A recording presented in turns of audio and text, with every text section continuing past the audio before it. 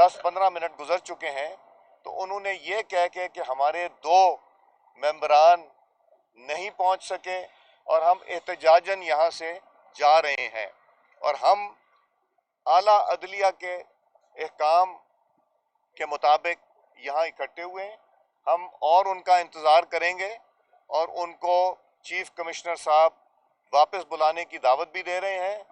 ہم نے خود بھی کوشش کی، لا منسٹر صاحب نے، جو وکیل صاحب ہیں ان کو بھی کیا، مگر انہوں نے فون سننے سے انکار کر دیا۔ تو ہم لوگ تو بیٹھیں گے یہاں اور بات کر کے جائیں گے، نہیں تو کل صبح سپریم کورٹ آف پاکستان میں 2 چیزیں لے کے جائیں گے۔ ایک، عمران خان صاحب نے سپریم کورٹ کے احکامات کی دھجیاں اڑا دیں، اور ان کے احکامات کے باوجود بار بار ایک ہی بات کی کہ ڈی چوک پہنچو، اور اپنے ورکرز کو ڈی چوک کی کال دی۔ دوسرا، جو احکامات دیے گئے کہ ان کو اجازت دی جائے، اس کی وجہ سے کنٹینر ہٹا دیے گئے، اس کی وجہ سے رستے کھول دیے گئے، اور اس کا نتیجہ یہ نکلا کہ یہ لوگ ڈی چوک اور باقی ایسی جگہوں پہ چلے گئے جو کہ ریڈ زون تھی۔ تو میں یہی اپیل کروں گا پھر سے بابر امان صاحب سے کہ بات کرنے کی جگہ یہ ہے، انارکی پھیلانے کی کوشش نہ کریں، ایسا کوئی اقدام نہ کریں جس میں پاکستان کو نقصان ہو، اور صرف یہ نہیں، پاکستان کی وحدت کو بھی نقصان ہو، اور یہ نفرتیں پھیلا کے نتائج کچھ نہیں نکلیں گے، اور جو چاہتے ہیں وہ خان صاحب وہ ہم بھی جانتے ہیں۔ تو میں گزارش کروں گا کہ آپ بھی بات کریں، مولانا صاحب بھی بات کریں۔ اعظم صاحب آپ کریں۔ نہیں آپ کریں، کوئی نہیں۔ سردار ایاز صادق صاحب نے کافی تفصیل سے، مولانا صاحب تھوڑا سا ادھر آ جائیں۔ بسم اللہ الرحمن الرحیم۔ ادھر آ جائیں مولانا صاحب۔ جس طرح ایاز صادق صاحب نے آپ کے سامنے تفصیل سے گفتگو کی ہے، یقیناً یہی صورتحال تھی کہ جو آج اسلام آباد میں ہو رہا ہے، اور صبح سے جس قسم کی کیفیت ہے پورے ملک کے اندر، آپ بھی اس کا مشاہدہ کر رہے ہیں، ہم بھی اس میں مبتلا ہیں۔ کہیں پر جہاں ان کو موقع مل رہا ہے آگ لگا رہے ہیں، افراتفری ہے، اور ہم اسی سلسلے میں آج سپریم کورٹ کی ہدایات پر یہاں چیف کمشنر صاحب کے آفس کے سامنے آپ سے بات کر رہے ہیں۔ اور مجھے حیرانگی ہے کہ جس قسم کے ان کے اپنے عمل تھے، یعنی اپنی مرضی سے وہ پاکستان کی سب سے ذمہ دار فورم قومی اسمبلی کے اجلاس کو 10-10 گھنٹے ملتوی کرتے تھے، اور ہم بیٹھے رہتے تھے، اور اس طرح ایوان چلائے جاتے تھے۔ آج میں حیران ہوں کہ 15 اور 20 منٹ تک بھی انتظار نہیں کیا گیا، کہ تاخیر ہوئی۔ آج ابھی بھی جب کمشنر آفس میں ہم بیٹھے ہوئے تھے تو مختلف ذمہ داران، عہدیداران جو انتظامیہ سے تعلق رکھتے ہیں، وہ بھی رابطے کر رہے تھے کہ ہم ٹریفک میں سٹک ہیں اور ہمارے لیے راستے کھولے جائیں۔ وہ مختلف اطراف میں جو ہے مصروف عمل ہیں، راستے بند ہیں، اور آپ کو بھی معلوم ہے کہ یہ کیفیت کیوں ہے۔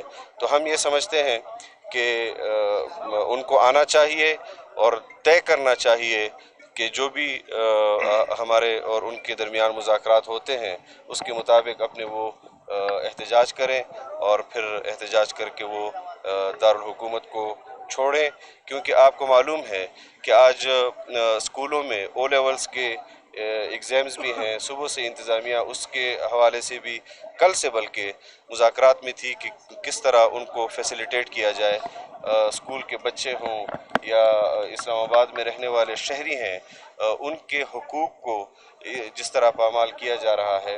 مظاہرے ہم نے بھی کیے ہیں، احتجاج ہم نے بھی کیے ہیں، کوئی دکان بند نہیں ہوئی، کوئی ہسپتال جو ہے وہ کھلے تھے، اسکول کھلے تھے، لیکن آج پورا ملک بند ہے۔ اس کی بنیادی وجہ یہ ہے کہ انہوں نے آغاز ہی یہاں سے کیا کہ مارچ خونی ہوگا، اور کل سے جو کیفیت آپ دیکھ رہے ہیں لاہور کے اندر جو واقعہ ہوا، لیکن تو حکومت تو ذمہ دار ہے کہ وہ تمام شہریوں کا تحفظ کرے، ان کی آزادی کا تحفظ کرے، اور ہم तमाम पाकिस्तान के शहरियों के जान माल का तहफ़्फ़ुज़ भी करेंगे, उनके आज़ादी का तहफ़्फ़ुज़ भी करेंगे, और अगर कोई एहतजाज करता है तो उसके आईनी एहतजाज को तस्लीम करते हुए उनके साथ हम बैठेंगे और उनके साथ हम तय करेंगे कि आपकी हद क्या है, उनको उनके हद में रखेंगे। हम मुज़ाकराती कमेटी हैं, इससे ज़्यादा रद्द-ए-अमल हमारे लिए शायद मुनासिब भी नहीं है। हम इसी जज्बे के साथ आपके सामने आए हैं कि हम उनको एक बार फिर मुज़ाकरात की दावत देते हैं। इस तरह पाकिस्तान को वो इस कैफियत में मुब्तला न करें और पाकिस्तान पर रहम करें, पाकिस्तान के शहरियों पर रहम करें, स्कूलों में बच्चे पढ़ने वाले बच्चों पर रहम करें, हॉस्पिटल्स अगर बीमार जा रहे हैं उन पर रहम करें, और यही हमारी कोशिश है कि हम पाकिस्तान में अमन को बरकरार रखें और शहरियों के हुकूक को हम तहफ़्फ़ुज़ दें। जी, बहुत शुक्रिया। बिस्मिल्लाहिर्रहमानिर्रहीम। मैं ज़्यादा बात इसलिए नहीं करूँगा क्योंकि हम मुज़ाकरात के लिए आए हैं, मगर सूरत हाल ऐसी है कि कुछ बोलना पड़ेगा। देखें जी, जब इतना बड़ा मामला होता है तो 5 या 10 या 15 या 20 मिनट माने नहीं रखते। आदमियों इंसान सूरत हाल को, उसकी शिद्दत को देखकर अपने को पाबंद करता है मसले को हल करने के लिए। अगर ये 15-20 मिनट में ये कैफियत है तो अल्लाह खैर करे हमारा इस कौम का। दूसरी बात ये है कि अगर यही तरगीब है कि जी जलाओ घिराओ लड़ाई और ज़बरदस्ती से काम करना है, फिर तो पूरे पाकिस्तान में मामला ज़बरदस्ती से लोग अपना हल कराना चाहेंगे, चाहे वो सिंध हो, बलूचिस्तान हो। आजकल पानी के अपना मामला चल रहे हैं, बहुत सीरियस सिचुएशन है हमारी पानी की। एग्रीकल्चर जो बुनियाद है हमारा, महंगाई है, उन चीज़ों से हट के हम अगर इसकी तरफ जा रहे हैं और हम कह रहे हैं कि जी ज़बरदस्ती मामले हल करेंगे, फिर तो एक अजीब कैफियत दे रहे हैं इस मुल्क को। अल्लाह हमारे पे रहम करे, अल्लाह उनको हिदायत करे। और मुज़ाकरात के लिए हमारी फिर से रिक्वेस्ट है कि वो आ जाएं। हम बैठे हैं, इंतज़ार कर रहे हैं। मौज़िब कौमों का काम ये है कि वो अपने मामलात बातों से, मुज़ाकरात से, गुफ्त शुनीद से हल करते हैं। ये किसी और मुल्क के साथ जंग का मामला तो नहीं है जो हमने कैफियत बनाई हुई है, दरख्तों को, सब्ज़े को जलाना। ये तो मुसलमान दावा करते हैं कि हम मुसलमान हैं और हुक्म है अल्लाह का कि जब घरों को और दरख्तों को जब जंग की कैफियत भी ना जलाएं। तो ये बड़ी अफसोस की बात है और इस्लामाबाद में हो रहा है। तो ये क्या मिसाल जाएगी बलूचिस्तान के लिए, सिंध के लिए और फाटा के इलाके के लिए। तो हमारी फिर से गुजारिश है कि क्योंकि हुक्म है सुप्रीम कोर्ट का, हम एहतराम, बलूचिस्तान वाले तो बहुत एहतराम करना चाहते हैं सुप्रीम कोर्ट का, कोर्ट्स का, मगर यहाँ पे हमें अजीब कैफियत है कि ये जो पढ़े लिखे लोग अपने को समझते हैं, ये जो सेंटर है पाकिस्तान का, यहाँ पे कुछ अजीब कैफियत है। तो फिर से हमारी गुजारिश है कि वो आ जाएं, बैठ के बातों से इस मसले को हल करें। शुक्रिया।